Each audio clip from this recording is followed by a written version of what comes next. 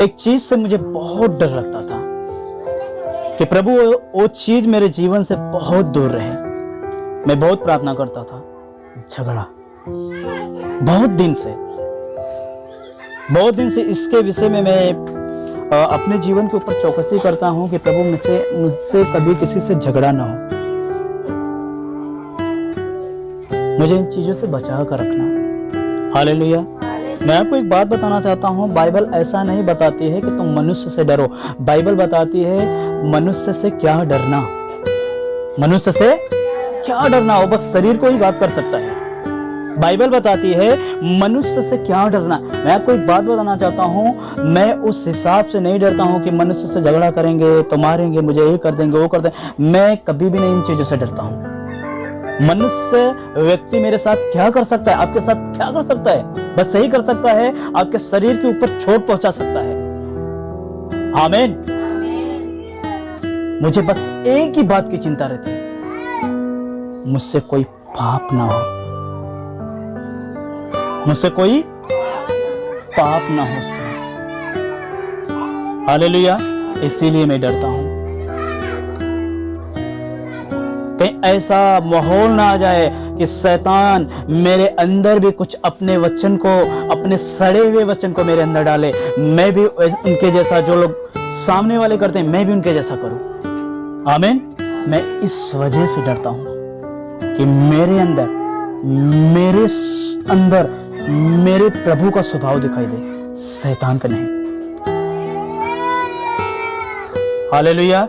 और सच में मैं आपको एक बात बताना चाहता हूं, ऐसा करना हर एक मसीहत व्यक्ति को जरूरी है, हर एक व्यक्ति को जरूरी है।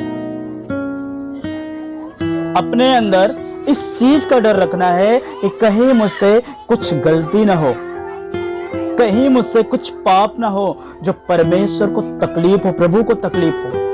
मालूम है, जब हमारे बच्चे बैठाकर उन्हें समझाते हैं कि बच्चे आज से ऐसी गलती मत करना, उस व्यक्ति के, उस लड़के के साथ ऐसी संगति मत करना, क्योंकि वो लड़का बार बार गाली देता है, तू भी उसके जैसा सीख रहा है धीरे धीरे, बेटा ऐसा मत करना। बहुत अच्छी रीति से हम अपने बच्चों को नॉलेज देते हैं, उसे सिखाते हैं, शिक्षा देते हैं, ऐसा मत करना। जब ही बच्चा ऐसी संगति में पढ़कर फिर देखते हैं हम लोग कि इसको इतना समझाने के बाद वही काम करता है, तो हमें तकलीफ होती है। क्या होती है? प्रभु अब किस हिसाब से हम समझाएं? मैं सच में आपको एक बात बताना चाहता हूं, जब भी हम भी गलत काम कुछ करते हैं, अपने मुंह से कुछ लैंग्वेज ऐसा कुछ बोलते हैं जो दूसरों को भी हर्ट होता है और प्रभु को भी तकलीफ होता है। मालूम है, जब आदम और हवा जब फल खाए, पाप किए, जब भी प्रभु उनके पास आया, जब उनके पास आया बोलता है तुम कहां हो, क्या तुमने फल खाया?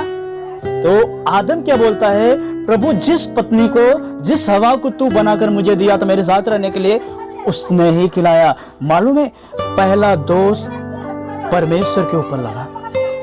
पहला दोष किसके ऊपर लगा? परमेश्वर के ऊपर।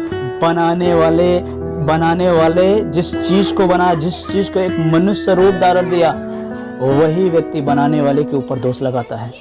मैं आपसे एक बात बताना चाहता हूं, जब भी हम छोटे थे और बड़े भी हैं, अगर कुम्हार के पास जाते हैं कुछ चीज, मिट्टी का बर्तन लेने के लिए, तो वह व्यक्ति देखते हैं कैसे मिट्टी की बर्तनों को अच्छे अच्छे आकार देता है। हालेलुया। किसी को टेढ़ा बनाता है, किसी को और सुंदर बनाता है, किसी को और गोल गोल बनाता है, किसी को और आकार अच्छा देता है। क्या जो मिट्टी का बर्तन जो बना है, जो टेढ़ा है, क्या कभी कुम्हार से बात करता है तूने मुझे ऐसा क्यों बनाया? नहीं बात करता है।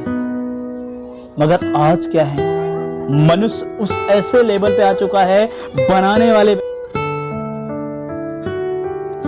अब दोष लगाते हैं। जो काम आज उनके जीवन में कुछ तकलीफ आती है, खुद ही उनके कारण दिन भर बैठते हैं, बुराई करते हैं, दूसरे के ऊपर दोष लगाते, निंदा करते हैं। मगर जब तकलीफ आएगी, हे परमेश्वर, हे भगवान, हमके काहे न उठा ले जाता ऐसा दिन देखे, काहे बदे ऐसा भेजा? तो बहुत लोग के हम अपने मुंह से, कान से सुन ले, उनके गाली देते के परमेश्वर के।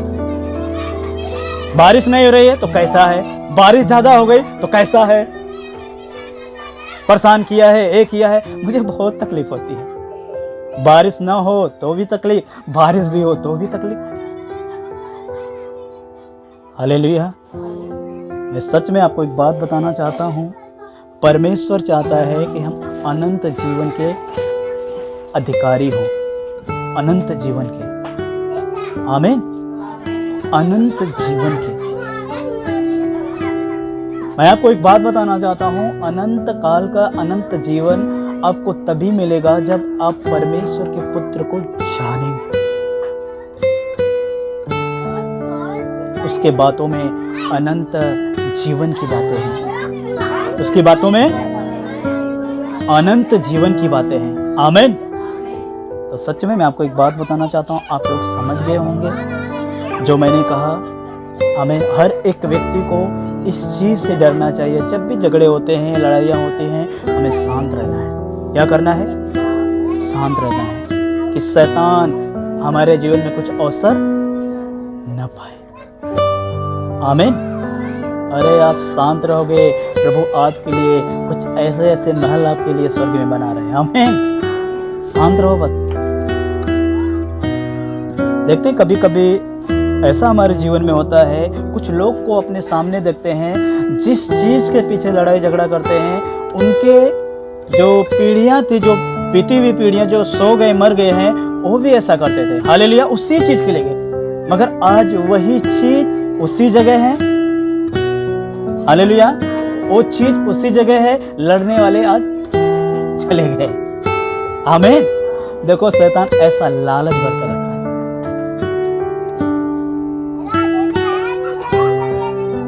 हालेलुया, सभी को जय मसीह।